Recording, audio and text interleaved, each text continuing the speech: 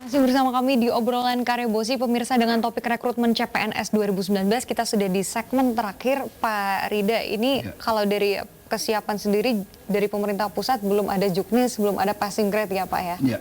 Baik, kemudian apa yang akan dipersiapkan sekarang dan harapannya dalam penerimaan CPNS 2019? Malam ini itu adalah salah satu bentuk sosialisasi kepada masyarakat bahwa Celebes TV ini memfasilitasi pemerintah kota, PGRI, dan pengamat untuk bisa menyampaikan bagaimana penerimaan CPNS. Itu yang pertama. Yang kedua, masyarakat atau calon-calon yang akan mendaftar ini mempersiapkan administrasinya. Sebagaimana disampaikan tadi, misalnya KTP-nya. Karena nanti sama dengan pengalaman tahun yang lalu, banyak yang tidak bisa terdaftar, maupun meskipun dia mendaftar tapi tidak terdaftar, karena kesalahan NIK-nya.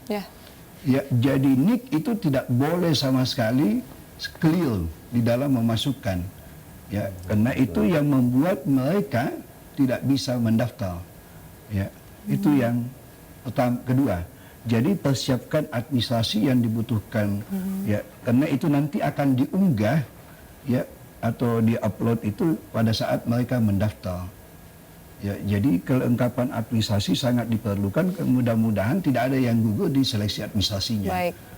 Jadi mudah-mudahan 511 ini kota yang diberikan kepada Kota Makassar itu terpenuhi. Karena ada daerah sekian guru yang diterima, misalnya 72 sama dengan pemerintah kota saat ini, tetapi yang memenuhi syarat hanya 40 gitu. Makanya muncul penurunan passing grade di waktu lalu itu, sehingga ini bisa memenuhi kota. Itu yang ketiga. Kemudian yang keempat, tentu saja kita bertiga tadi pesankan belajar. Banyaklah belajar, karena dengan itu kita bisa lulus. Baik, bahkan dari kuota aja sebenarnya kurang kan, jadi diharapkan jadi bisa memenuhi. Kalau kita pakai passing grade yang awal tahun lalu, itu hanya 50% dari total formasi yang tersedia yang lulus. Tapi kemudian diturunkan passing grade-nya. Maka banyaklah yang lulus, formasi terserap semua.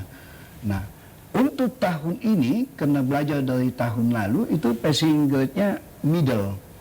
Jadi yang kira-kira bisa menjangkau semua orang yang mendaftar, jadi semakin banyak yang bisa lulus.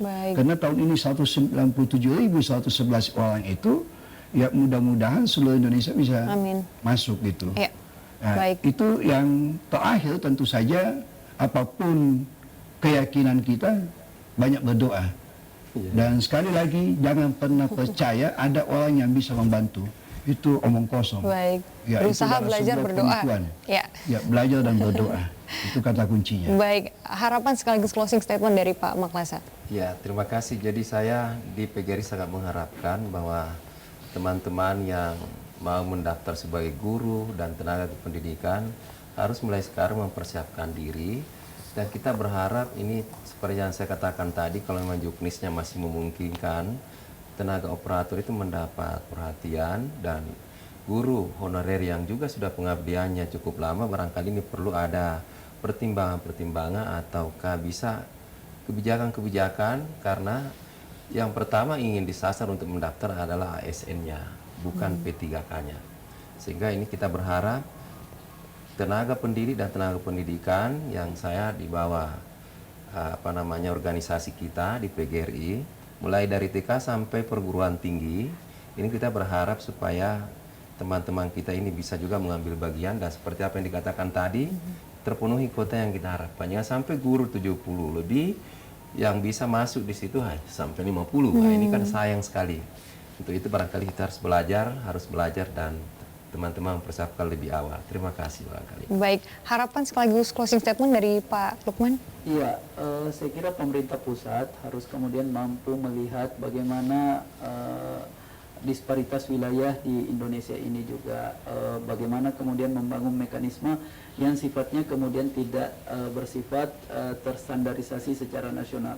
Karena kita paham untuk Kota Makassar yang mungkin daya dukung sarana kemudian luar biasa memadai, kalau kemudian menggunakan pola model online apa dan sebagainya, mengunggah apa dan sebagainya pada satu server. Nah, tinggal bagaimana kemudian membangun mekanisme yang dengan mempertimbangkan skala kebutuhan dan skala konteks kelokalitasan yang sifatnya berbeda-beda untuk semua wilayah di Indonesia. Yang kemudian yang kedua, bagaimana kemudian mekanisme, bagaimana proses ini dijalankan secara terbuka, secara transparan, sehingga kemudian betul-betul yang terjaring adalah sumber daya yang memiliki kompetensial pada bidangnya masing-masing. Kemudian yang ketiga, saya kira harapan kita bersama adalah bagaimana tidak kemudian ada celah-celah yang sifatnya bisa dimanfaatkan oleh orang-orang tertentu untuk mendapatkan keuntungan dari proses-proses rekrutmen CPNS ini. Saya kira tetap dibutuhkan pengawasan yang sifatnya kemudian tersistematis, pengawasan yang ketat, supaya kemudian tidak ada pihak-pihak yang merasa dirugikan dalam proses seleksi CPNS ini. Baik, Pak Rida, ini terakhir saya tadi lupa tanya begitu. Untuk mengetahui info resmi begitu, khususnya untuk di Makassar, masyarakat bisa melihat di mana? Mungkin ada website. Jadi, untuk bisa mengakses informasi dapat mengunjungi website kemenpan.go.id atau bkn.go.id atau makassar.go.id atau langsung ke bagian kepegawaian atau Biro Kepegawaian atau Badan Kepegawaian di masing-masing daerah kabupaten kota di Sulawesi Selatan. Baik, hanya di situ info resmi terkait rekrutmen CPNS. Tentu juga 2019. Di media cetak, tapi kalau mau langsung lihat di website itu.